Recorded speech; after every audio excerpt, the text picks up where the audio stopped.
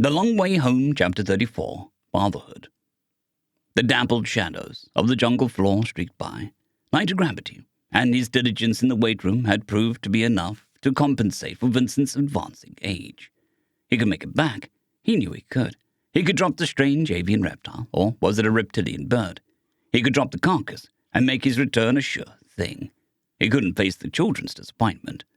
The air smelled of life as the old doggo man panted. He was careful to control his breathing despite his rising heat. Discipline would bring him back in time. God wouldn't have given him to the children if he wasn't meant to hunt for them. More sonic booms cracked through the air. Vincent resisted the urge to turn his eyes skyward. Fronds and leaves whipped at Vincent in his passing, like beggars pleading for a spare time. He had no time to spare for them, beg as they might. He pictured Vi's despondent, disgusted, disappointed face at her own work that she had worn for nearly a week straight. It spurred him, his boots crushing through alien twigs and leaves, dislodging loamy soil and stony pockets, and found no place for pausing, nowhere to stand and wait. There was a flash of movement in his periphery. Vincent's mind registered that the movement was not the flight of some startled animal. "Uncle Vincent," came the chief's voice from the radio clipped into his belt. "We're headed back to the Long Way. Status?" Vincent gripped his kill a little more tightly and answered, "On my way back. Haven't seen the enemy. I managed to pull something down. Should be good eating. Get yourselves ready to go." "Aye, sir," the chief answered. And Vincent braced to leap what looked a lot like an inconveniently deep, dry creek bed. The seconds became minutes, as they always do, and Vincent's body reminded him of an old jealousy. He wished he could sweat. The insulating feathers of the carcass pressing his antique bolt action into his shoulder didn't help that. The chief had been giving him updates. They'd made it back. They'd wanted to know how far out he was. He'd give them an estimation. The chief reported that the Long Way was ready to lift off. Vincent pressed on. The sounds of rustling came from his left and slightly behind, so he'd been spotted. He could make it back. He clipped the radio and drew his magak. Vincent veered to his right a little, to create more distance between himself and his pursuers. More sonic booms. A terrified crashing sound ahead. His mind ran the calculus. His shoulders rolled under the weight of his kill. He wasn't spent, far from it. However, he wouldn't be able to circle around and keep his pace. The way out was through. The carcass hit the leafy floor with a muted thud. Vincent's left hand found the radio. "Contact!" he growled into it, and he took cover behind a jagged boulder. There were 6 shapes coming on ahead. A glance over his shoulder told him that the pursuing enemy hadn't caught up yet. They must not have kept sight of him. They must have been poor trackers. He took aim with his pistols and squeezed off a round, and another, until the indistinct shapes in the shadows jerked back and fell. Darts clattered off the rocks. Vincent wondered why they didn't meet him with deadly force. Maybe they hoped for another host. The shapes were a lot less indistinct. Exarch was there, as he'd expected, 2 of them, or rather, 1 left. Whichever enemy's psychic slave had spotted him, they likely knew a doggo when they saw one, if they were in the advanced forces. He didn't expect, though maybe he ought to have, to see doggos being wielded against him. Blood ran down their faces from their eyes, and their ears, from their nostrils, from their gaping, snapping maws. Among them were other Terrans. A doggo, a big kitty, and 2 humans, but, ironically, no chimpmandos. When that thought struck him, Vincent shot a look to the canopy to be sure. No, the enemy was coming at him on the ground. He took aim again, and sent a ferrous material towards a young human man, until he too jerked back and fell. There were more sonic booms, more crashing, snapping. A big kitty jerked back and fell dead. Darts clattered off the rock, and the enslaved Terrans and Exarch advanced. They were screaming in their own heads. They were close enough for Vincent to see the screaming behind their bleeding eyes. They were close enough that his aim with his pistol was no longer deadly. It was efficient. 1, 2, 3, 4, and 5 fell with single shots. A glance behind revealed that the pursuers had found the trail and were closing in. 4 left. The recoil of the pistol bucked in Vincent's hand 4 times in quick succession, and he lifted the radio to his mouth again. "Contact clear, but there's more coming. The way back is through. I'm on my way." Vincent clipped the radio to his belt as it chirped with the chief's voice. "Wait, sir, I'm on my way." Vincent was too busy hefting his burden over his shoulders again to belay him. On the bright side, the short skirmish had allowed him to catch his breath. He checked the ammo readout on his pistol's sight. Down by 10, 40 shots left in his ammo block. He strode past the unmoving bodies, past the sparkling red, slowly pooling on the ruby-splattered green. Christ on Overwatch, Jason swore when Vincent didn't answer. He scanned the tree line, shot a glance to boarding ramp on the long way where Trandre stood, torn between entering and waiting. He cast his eye to his cousin, then to the tree line, mind racing. "What now?" Trandre asked from her precarious place, the carbine gripped in her left hands, and her upper right on the pneumatic ram for the ramp. "Tran," Jason said as he slung the shotgun to his back with his right hand and reached out for the carbine. "Take command here. I'll go get our uncle." "Aye, sir," she answered as she passed him the carbine. His too-soon calloused fingers closed around its carry handle. He watched her eyes dart to the tree line in a worried glance. "Keep your stars fixed, Jason." "Aye, God keep you," he answered past the lump in his throat. He turned on his heel and was away. He didn't look back to see his cousin's tears. The dull roar of anti-grav engines filled the air. Jason hadn't heard the sonic booms of a new craft entering the atmosphere in a while. He gave no heed to fronds, nor leaves, nor vines as they slapped at him as he ran. His warm, too-tight shoes tore up grass, left pocks and loam and dislodged stones. His heart thundered, beats against his ribs like rolling drums calling him to fight. His eyes were wide. They were to see every detail as it streaked by. His ears were full of the whistling of the wind of his passing. His star sailor's braid stretched out behind him in his own personal battle standard. All the while, that tangled knot of secret terror pulsed in the back of his mind. A new sound, one that once new and familiar overpowered all. A roar of anti-grav, but with it a hum. He knew exactly whose engines those were. So he took up the radio and said, "Tran, talk to me. Why are you two airborne?" "If you need to go reinforce him," Trandre's voice said on the radio, "then I suppose you won't want to run all the way back. Then what if one of you gets hurt? Seconds matter in times like that. There's also a question. Do you know where you're going?" "Well, vaguely," Jason admitted as he slid beneath a large bald tree on his knees before springing up to his feet. "So you want to home in on my signal," Vincent's voice said in self-same radio. "That's the idea," Cadet's voice said from the radio. "I'm keeping low and circling wide, so say something." "Good idea, son," Vincent said. "I'm nearly back to that little creek, maybe 50 meters to the, we never decided on what east and west we are here." "We decided on north when we landed," Trandre reminded them. "West is left when you're north." "Then it's east," Vincent concluded while Jason was slapped by some low-hanging branches. He paid them no mind. "Contact again. They keep bringing up reinforcements. I'm trying to fight my way clear." "Jason," Trandre said urgently, "turn right in 5, 4, 3, 2, now." Jason twisted his right foot on the ground and swung his hips to pivot as his shoe slid through the mossy patch of loam. He hadn't hesitated. He ran. "Christ in a tank," he swore to himself, and he listened out for a telltale cracking of Magag pistol firing. There it was, and other sounds as well. The hiss of plasma casters, the clamor of bodies crashing through the brush. "I'm coming, Vincent," he roared into his radio. The enemy, however, disagreed with Jason's plan and had set the rear guard. "Eat scorching shit, you void fucker," he cursed as he thumbed the carbine's fire select switch to burst fire and began to fire from the hip into the poor people-made puppets while screaming the most sulphurous string of curses his young mind could concoct. "Whir, clack, clack, clack, clack, clack, whir, clack, clack, clack, clack, clack, whir, clack, clack, clack, clack, clack," went the carbine at his hip, and foes fell almost as they turned to see what exactly was making so much noise. The pistol jerked against Vincent's grip as he put ferrous material through a contorted face of another young man. He had been another man's son. Vincent would try and remember the young man's face to match it with the name later. There was another father out there who knew his pain. There was another father out there who could finally have closure. His mind noted that they had moved to deadly force, plasma casters. Vincent shifted to place a large rock between himself and the bulk of his foes to protect the kill still draped over one shoulder. He shifted his aim and did it again. And Vincent's heart felt a special twist for the daughter he and Carrie never had. They were screaming in their own heads. Vincent could see it in their eyes, where blood ran down their twisted faces in runnels. He shifted his aim to a young exotic man and pulled the trigger. His mind noted that these slaves wore silvery, tight jumpsuits rather than clothes that had been captured in. That seemed important somehow.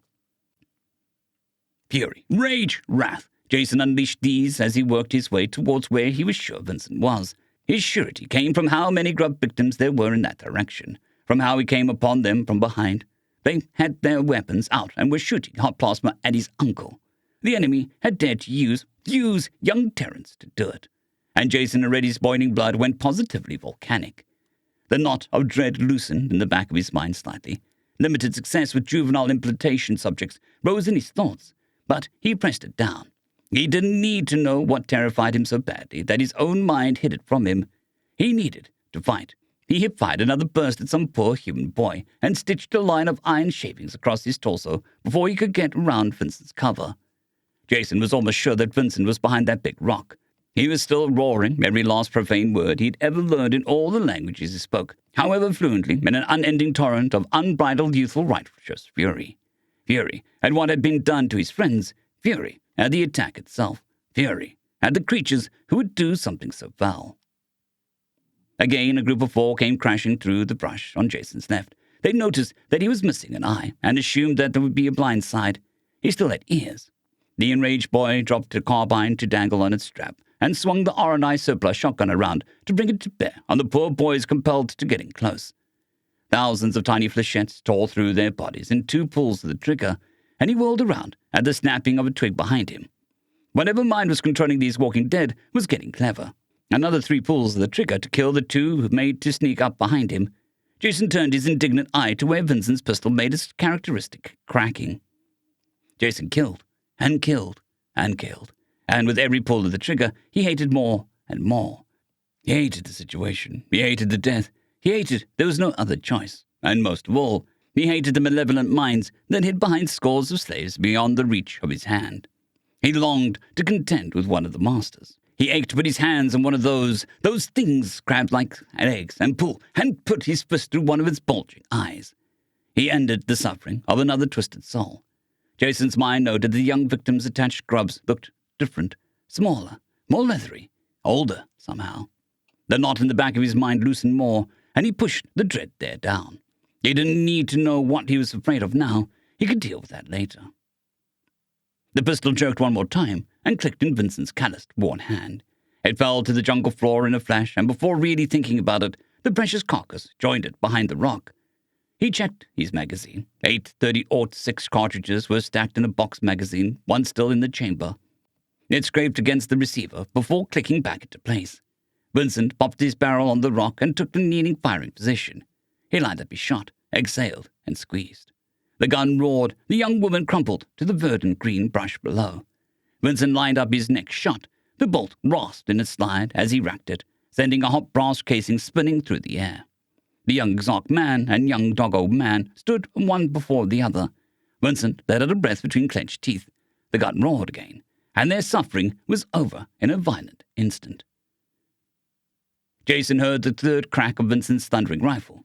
He was almost to him, maybe 50 yards at most. He had run out of curses to hurl at his hidden enemies, but his rage had far from cooled. If anything, it had burned hotter than ever. Vincent's rifle thundered. Jason sent flechettes through a young big kitty man as he turned to face him a second too late.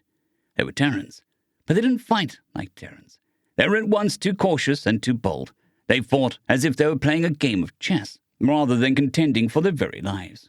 And in a way, that's what was happening. Pawns to be spent by a mind who didn't think about the fact that each of them had been a beloved son, or daughter, or sister. Love lost forever, all towards an entirely unworthy cause. Vincent's rifle thundered again. Jason switched to the carbine and stitched 3 bursts across a group of 4 trying to flank Vincent's position. Vincent's rifle thundered once again. Jason knew that rifle. He'd used one like it a few times. He hadn't taken any reloads. There was a slight change in the breeze felt in the star's head of sprayed, and he whirled, hands flashing to switch to the shotgun again, and there were 6 of them that had crept up in near silence, the first of them within arm's reach. At this range, Jason didn't need to aim. Vincent's rifle thundered again, and a half dozen became 4. Jason pulled the trigger, and 4 became 2. And once more he pulled the trigger and watched a young doggo man crumple to the jungle. Jason looked at the broken bodies at his feet for a moment. He knew something dreadful. He knew there was a fact pressing against the back of his mind, something important, something horrible. Vincent's rifle thundered. Jason knew that rifle. He had shot one like it before. He spun on his heel and sprinted towards Vincent's cover. The rifle thundered its final time. There was a held breath, and Jason realized that the enemy didn't know. The accuracy of Vincent's rifle shots had given them pause for spending their pawns too cheaply. Mingled with his fury came a swelling hope in his young heart, though it beat the war drum still. Vincent racked the bolt one final time and sent the final brass casing spinning through the air to join its fellows. The enemy had learned that showing their puppets' heads for even an instant was enough for him to remove their strings. He shifted subtly and listened. They'd think him focused on the movements of the brush in the distance beyond his rock. They'd think him absorbed in covering the chief's approach. They'd try to get in close, hand to hand. The reason they had Exarch and Terrans in this force is that they knew that Terrans were formidably strong compared to other races. They'd think that their position of safety and younger slaves would give them an edge. Vincent's right hand was ready to leap to his knife hilt. They could hear the subtle rustling as the enemy closed in on him, the heavy breathing that wanted to scream. Just another few steps closer. He needed to wait for them to come just another few steps closer. There was a soft scraping of a foot against the ground, and Vincent's knife was in his fist, and the young man's life's blood sprayed in the air from a slash across his throat. The sound of the chief's sprint still reached his ears as Big Kitty's claws raked at him, but he clasped her elbow in a crushing grip and pulled her over his shoulder as his knife point sunk deep in her ribs. Her parasite tried to force her to her feet. He crushed it beneath his boot. There was a doggo closing in, another young woman. He spun around her and sent his knife through a parasitic grub in a crescent of splattering blood. She fell to the ground, her silent screaming at once finding a voice as she cried her thanks as she died. More enslaved youths were closing in amongst the trees and fronds of the jungle, and the chiefs at last reached him. The boy passed Vincent his carbine and raised his radio to say, "I found him, Tran. Have Cadet set down close by." "But there's no clearing," Cadet's voice answered from both Vincent's and the boys' radios. Jason scowled at the radio and snapped, "Just dial up the battle screens to max and make a clearing." Vincent thumbed the selector switch back on the semi-auto and took aim at a young man. He checked the ammo block readout beside the sight and noted that the chief had been liberal with his ammo. Only 20 shots left in the Ferris block. Only 19 shots left in the Ferris block. After he sent one of those shavings through a young Exarch woman. "Low on ammo. I think the enemy is low on dudes," the chief snarled as he shouldered the old RNI surplus boarding shotgun to take aim and fire on another small group of oncoming enemies. "Aye, sir," Chandray answered. "They're keeping their distance. I think you've taught them a lesson. This as well, on account of how Long Way isn't armed. Thanks, Tran. Keep an eye out for when they decide that we aren't hiding a secret gun. How are the others?" "Afraid," Chandray said with her customary candor. "They believe in you too, though." Vincent's back pressed against the chief's, and they fought. They swung about in a slow circle. Vincent picked off distant victims as they tried to line up their own shots, while Jason blasted any who tried to charge or creep in close. Again and again they killed, or rather they finished off the murder victims. They cut their suffering short. Then Vincent pulled the trigger, and his carbine only offered a hollow click, while his ammo block readout flashed double zeros at him in red. "I'm out," Jason said as he swung the shotgun to his back and its strap over his shoulder. Carl's old hunting knife whispered as it slid from its leather sheath, as he remarked, tapping his eye patch, "I wish we brought bayonets. I figured out it's better to be out of arm's reach." "Yeah," Vincent growled behind them, and Jason knew that the old man was employing all of his senses to search out any further enemies. There was a deafening clatter of snapping branches, leaves of rustling against the air, and everything else. Of the Long Way's anti-grav engines, Cadet set it down 10 yards from where they stood between the monstrous tree and the plasma-scorched rock. Jason didn't take his eyes off the concealing brush to look away. He didn't let the feeling of security deceive him. There was a rustling to his left, and a silvery form flashed through the air directly in front of Vincent. However, something was wrong. Terribly, terribly wrong. Vincent's knife fell from numb fingers as Jason turned to see exactly what was so terrifying. His own mind had hidden its very thought from him as the knot of dread in the back of his mind unraveled completely. Cal was taken 20 years ago by pirates when he was about my age, he thought with growing terror. And despite the young man's foaming mouth, the blood running from his lips, from his nostrils, from his ears, from his silently screaming eyes, Jason saw. He saw well and truly saw. "Bite," he thought, as he recognized Vincent's face on a younger man as the old man toppled over, his left hand holding what could only be his son at bay. "Bite!" his mind screamed at Jason as he saw Vincent was frozen in terror and grief. Cal's jaw snapped close less than an inch from Vincent's throat, and Jason roared, "Fight!" The knife flashed, a crimson spray arced in a crescent through the air, and the grub fell to the jungle floor. The young man slackened and rolled off his father. Jason's eyes was wide in horror. It stung with tears. His knees shook. He knew what was so frightening, and his mind hid it from him. He stared at the patterned welts in the forged blade clenched in his fist. He was dimly aware that Vincent had dragged himself to his knees and was stooped over his dying son. Jason had killed Cal. Cal was dying, and Jason's hand had held the knife. Jason's too-tight shoe fell upon the parasitic grub, and its gore splattered across the mossy ground. "Cal," Vincent was saying, as he drew his slain son onto his knees. "My boy, my boy." "Pa," the young man croaked through a throat too used to silence. Jason was dimly aware of his breath came in heaving gasps. "You came." "Of course I came," Vincent choked.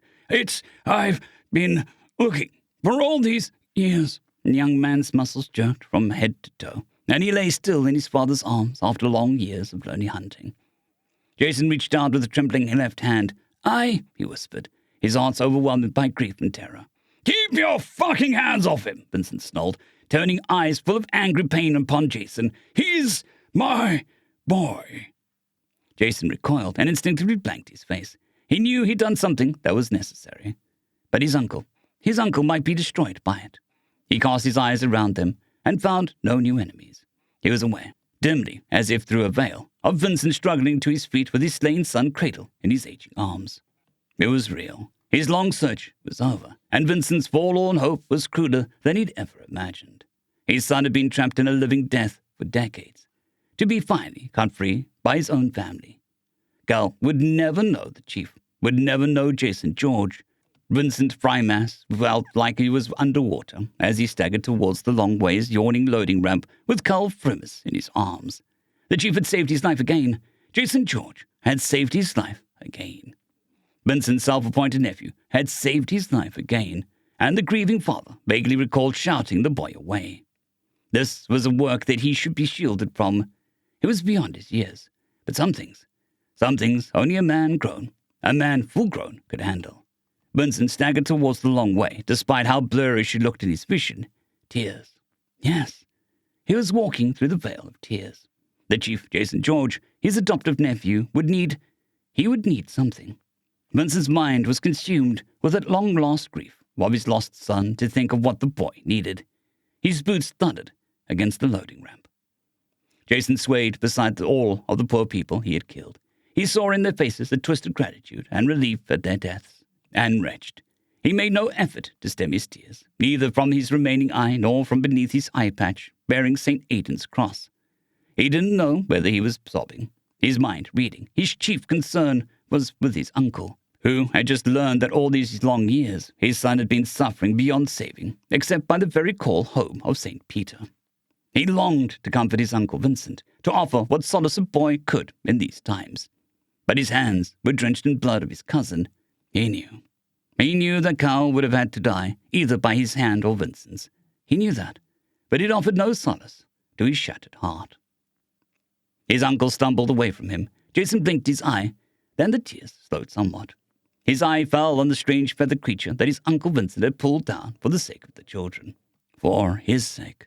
For Vi's sake. He staggered over to the carcass, sniffling and sobbing, and hefted it over his narrow shoulders. One shaky step after another, he made his way to the long way and awaiting welcome. She knew. She understood.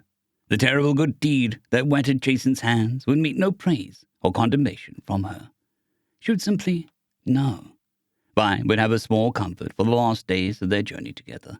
She would have at least that, if Jason had had anything to say about it. His own room, his own bed. Vincent laid his own son on his own bed. He was struck by the thought that the long way might have to go freefall, so he dug the never-used straps from beneath his mattress. He gently secured his son, his dead son. They needed to lay him to rest. He hoped that Jason George would have some good words to say. Vincent's nephew was good at words. He stood over Carl's empty husk for a moment and was dimly aware of something. It repeated itself. "Dad!" Cadet shouted once again, and when Vincent's eyes snapped to the boy, he clicked his beak at his adopted father urgently before he said, "We need to go. Trad isn't good enough, and Jason's... Dad, I need you." Vincent shuddered under his adopted son's words, and he cleared his eyes of the veil. There were alive children who needed him. There would be time for grief when he'd gotten them clear of danger. "Well," he snapped, "let's go." The knife clattered from Jason's trembling fingers in the combined airlock and loading ramp of the long way, as the ramp rose beneath his feet. Mechanically, he secured the carcass with cargo straps, seldom used, he reckoned, considering his uncle's profession. That was leaving aside the extraordinary journey. He pushed such thoughts out of his mind as he ensured only that the cargo was both secure and its security would not damage the treasured meat. He passed Cadet as he stumbled into the galley. Cadet was saying something, but Jason couldn't hear what it was. Something about getting something or somewhere. He stared at the cousin who'd taken so long to realize his adoption and thought of how terrible it would be to lose him. He left for some reason.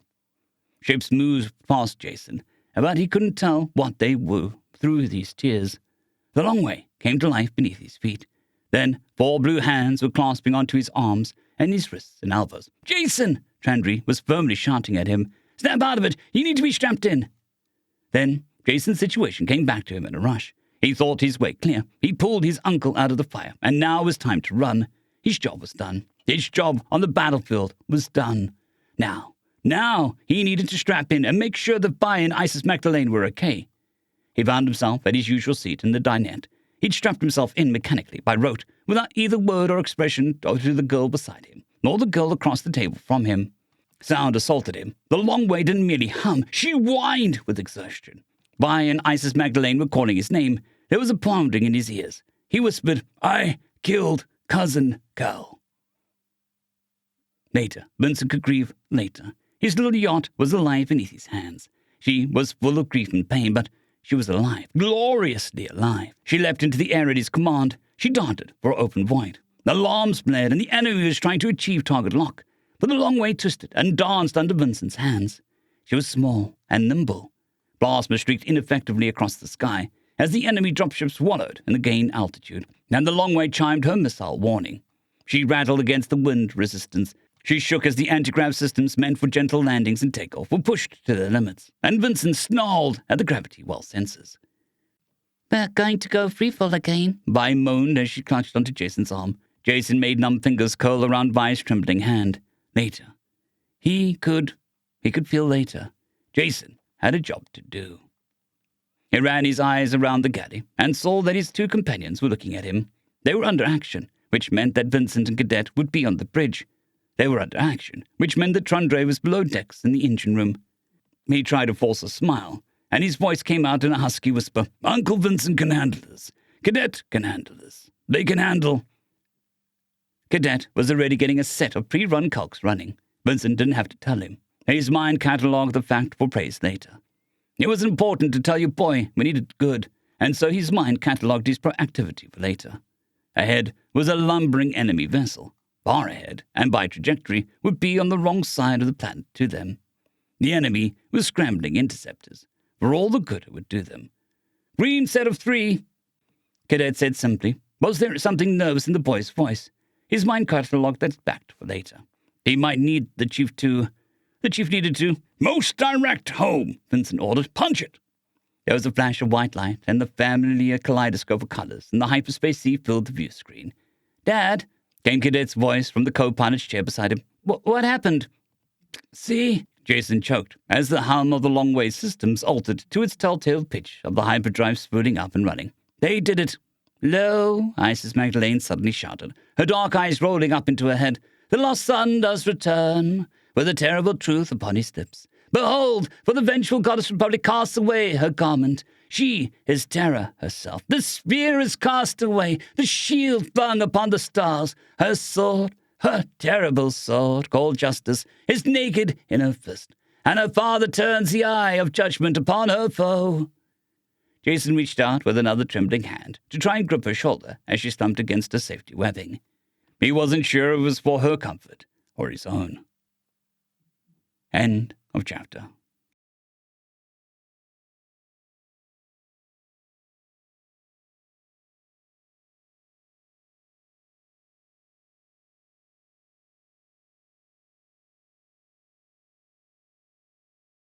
I'd quickly like to thank our Tier 5 channel members, Casper Arnholt, John Creighton, Manatharia, 050, Dragzoon WRE, and Elijah Silvercross. Thank you very much.